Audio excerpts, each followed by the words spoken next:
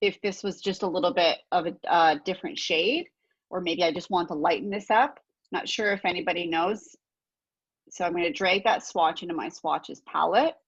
I'm going to take that swatch, I'm going to double click it, and I'm going to go global color, keeping it as process. Immediately when I press OK, I get this little white triangle that comes up there. And now I can shade, oops. Now I can go ahead and shade this back. So that's a good way of utilizing if you want to say stick with one color and just play with the levels of it to work those shadows, which perhaps might be a little bit easier than trying to guess. But that's also, again, like I said, not the only way of doing it. Say perhaps this is going to be my skin tone. Now I want to have this as my skin tone, but I want it to be a little bit darker. You can also obviously just double click, and then you can play around with those to find the right tones as well. So it's a lot of playing, lots of start, stop, start, stop. Sometimes I find myself when I'm doing illustrations, I go far into, you know, like figuring out my colors, and I'm like, why am I doing this? I just want to get the details in there. Sometimes when you get those details in there, things start to come to life on their own. Because right now you're like, what is any of this, right? What was that other thing? Oh, with the gradients. So say I want this to kind of spill out into the face. I can do this a couple ways. So I can, whoops, make this, whoopsies, make this a gradient. So first I'm going to drag my swatch in there. Then I'm going to drag it on into here because I like to save those swatches as a reference. And then I'm going to do one of these. If I just want to fade it into my face a little bit, I'm going to click where I want it to fade out, and I'm just going to drop that opacity down to 0. Now it immediately fades into there. Obviously, it's looking a little bit wonky right now, so that would take some refining. But these are also all ways you can integrate maybe some gradients in there, maybe if you just want to take things down a tiny bit, et cetera, et cetera. Is this making sense? Nice, yeah. And then this is where you can also take this and you can start playing with your opacities as well. Maybe you want to like take those down a little bit. So now you can just keep building. So again, this is going to come from starting and stopping. You'll start on, oh, look at that. It's like a zombie head. Just going to go back to where I was before. So you're going to start building. You might want to, you'll start building your shadows a little bit more, and then you're going to stop and go back to this. Say once you get some lips in there, I find the lips also add a little bit of realism. So I'm going to turn the face off. Again, I'm doing some crazy colors. So again, breaking up those lips into something. You can see there's a highlight here. There's a darkened area here, a darkened area here, and here. And this is where, so these shapes are really like they need probably a little bit of refining. But if you're working with the pen tool, I find when you get into some of these little shadows, the pencil tool is also a little bit more valuable. You can kind of get some looser shapes.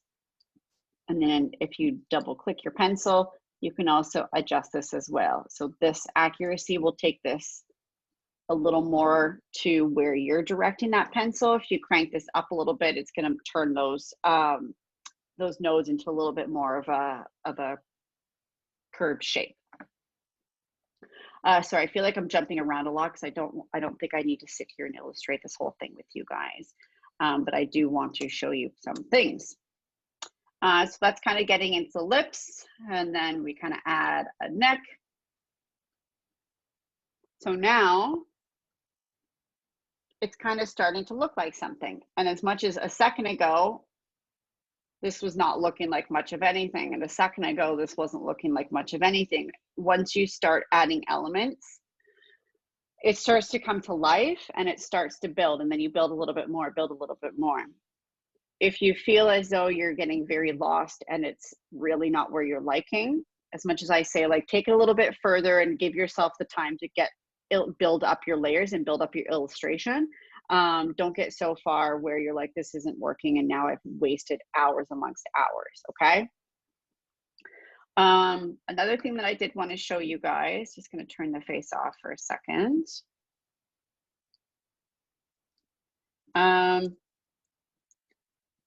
Say for instance, I think I had eyes drawn and now I don't know where they've gone.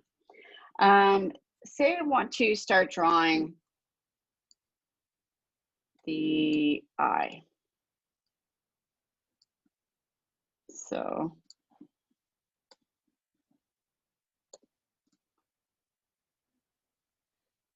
I'm going to go around. That obviously needs a little bit of refining. Adding little things like this little inner eyelid, I find really adds a lot of realism to things as well.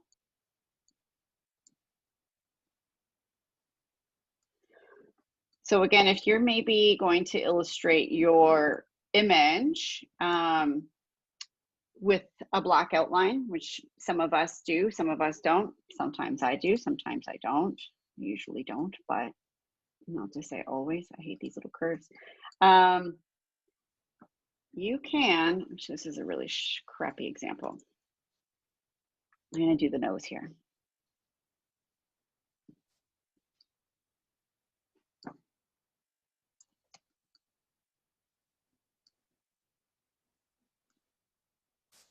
Ooh.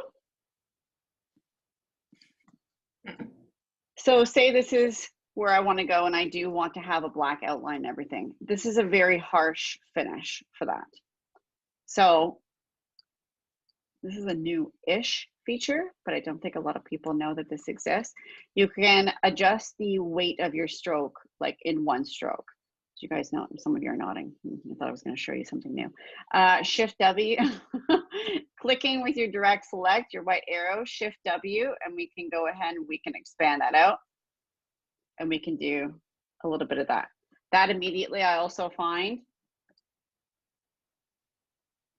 and then I'm going to just adjust that.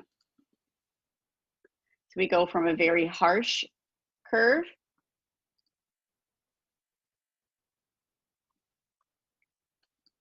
to now a little bit softer. So it really almost just looks like you've taken your pencil and kind of refined that and gone around with that. I went through the colors. Oh, I'm not sure if this is used much in anything, the color guide. I don't think it is very much used. I personally really like the color guide. Anyone use this sucker? No? This can be a really good tool to help you find complementary shades, whether you're doing this for your face or for your shadows. Maybe you just are needing some help for your color palette in general. So say it's the hat, you just need to double click to kind of reset it. So you can get shades and tints. This is where obviously your main color is. You can add, where'd that go? Oops. Oh, sorry, I'm trying to click on, where am I to add more? Anyways, you can add more, so you get a little more selection. But this is the great part where you can use this drop down. You can find complementary, high contrast, low contrast, etc. But a great part of this as well is if you hit your little hamburger menu here, you can get the warm and cool versions of this particular tone. So you're working with, say, one tone, you double click, vivid and muted. So it really helps you. And then you can kind of go through here. You're like, oh, I really like the monochromatic. I don't know where the heck it is to add more colors to that. And say you're happy with how this looks, then you can go ahead and you add that in a group and that'll show up in your swatches. Cool. It's an interesting, I don't know where that is. Anyway, that's also a nice little helpful tool to help, I find with the shadows, like in the skin tones, etc. Or maybe you want something high contrast in this instance, etc. So a few little tricks to hopefully get you guys going. This is not how you have to illustrate. This was just a little one-on-one if you're feeling as though this project is a little bit daunting. Does anybody have any questions? No questions here. Is everybody feeling good about heading into this project? It's kind of exciting. It's kind of fun. It is, and I think especially if you have illustration under your belt already, This is like a new fun little challenge and a new fun thing that you're pushing yourself to do. If not, I think it's not to say don't, but if you're not an illustrator, I really think just kind of going in and tracing your face and breaking up those shadows in this way will be the most valuable for you to work with, just because it might be a little bit easier than trying some crazy illustrative style, and it's not your style, and now you got to essentially learn a whole new thing. It might not work in your favor. So I hate to discourage you, but I also don't want you to get so far and then it's not what you were hoping for. Does that make sense? Yep. Okay.